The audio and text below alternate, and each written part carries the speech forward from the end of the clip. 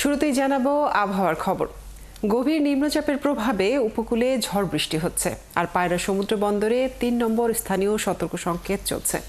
উপকূলের এখনকার খবর জানবো আমরা। আমাদের সাথে পটুয়াখালীর রাঙামালী থেকে যুক্ত হচ্ছেন সহকর্মী কামরুল হাসান।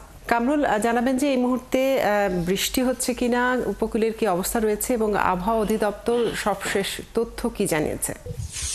জি কাজুরি, এই মুহূর্তে উপকূলীয় এলাকায় বৃষ্টি ঝরছে না। মেঘ কেটে আলোর দেখা মিলেছে, সূর্যের আলো, এবং নদ নদীর অবস্থা শান্ত রয়েছে।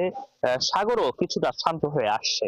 এবং আপনি যে প্রশ্নটি করছিলেন, আবহাওয়ার সর্বশেষ বিজ্ঞপ্তি অনুযায়ী পশ্চিম মধ্য বঙ্গোপসাগর এবং উত্তর মধ্য বঙ্গোপসাগর এলাকায় অবস্থানরত গভীর নিম্নচাপটি কিন্তু ভারতের উপকূল উড়িষ্যা অতিক্রম করেছে, এবং এটি বর্তমানে ভারতের উড়িষ্যা উপকূল ও তৎসংলগ্ন এলাকায় স্থল গভীর নিম্নচাপ আকারে অবস্থান করছে, এবং এটি আরো অগ্রসর এবং দুর্বল হতে পারে বলছে আবহাওয়া অধিদপ্তর।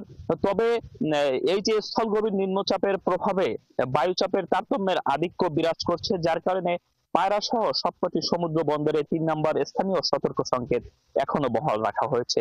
এবং আবহাওয়া অফিস বলছে যে এই যে বৃষ্টিপাতের প্রবণতা সেটি দুই তিন দিন পরে কমে আসতে পারে, এমনটি কিন্তু আবহাওয়া অফিসের পক্ষ থেকে বলা হয়েছে।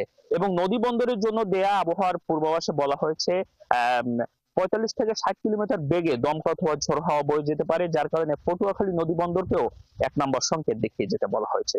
সেই সঙ্গে কাজেরই আপনাকে জানিয়ে রাখি, এই যে গত ২ দিনের যে বৈরী আবহাওয়া বিরাজ করছিল, যার কারণে কিন্তু সমুদ্রে অবস্থান করা অনেক জেলে ট্রলারই কিন্তু ইতিমধ্যে উপকূল তীরবর্তী এলাকায় এসে অবস্থান করছে, যার কারণে সমুদ্র ফুঁসে ওঠায় তারা কিন্তু উপকূলে গতকাল বিকেল নাগাদ আমরা দেখেছি যে জেলে ট্রলার গুলো যেগুলো ছিল সমুদ্রে, সে বেশিরভাগ ট্রলারই কিন্তু এই মুহূর্তে উপকূল তীরবর্তী এলাকায় অবস্থান করছে। জেলেরা বলছেন যে আসলে আজ মধ্যরাত থেকে কিন্তু ২২ দিনের নিষেধাজ্ঞা শুরু হচ্ছে মা ইলিশ রক্ষায়। সেক্ষেত্রে কিন্তু শেষ মুহূর্তে তারা প্রত্যাশা করেছিল যে সাগরে মাছ ধরতে পারবে, কিন্তু এই বৈরী আবহাওয়ার কারণে তাদেরকে কিন্তু আবার তীরে ফিরে আসতে হয়েছে।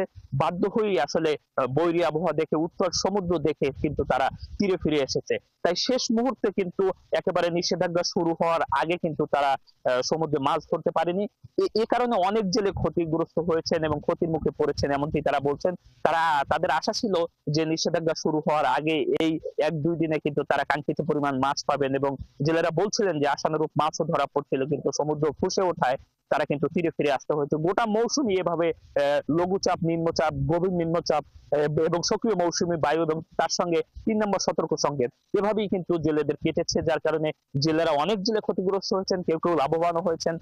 এমন পরিস্থিতির মধ্যে দিয়ে কিন্তু যাচ্ছে, এবং এই মুহূর্তে আবহাওয়া পরিস্থিতি স্বাভাবিক রয়েছে, আমরা এমনটি দেখছি। এই ছিল উপকূলীয় আবহাওয়া পরিস্থিতি নিয়ে আমার কাছে সবশেষ কাজুরি।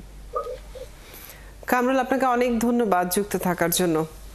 দর্শক, রাঙামালীর আবহাওয়ার খবর জানাচ্ছিলেন আমাদের সহকর্মী।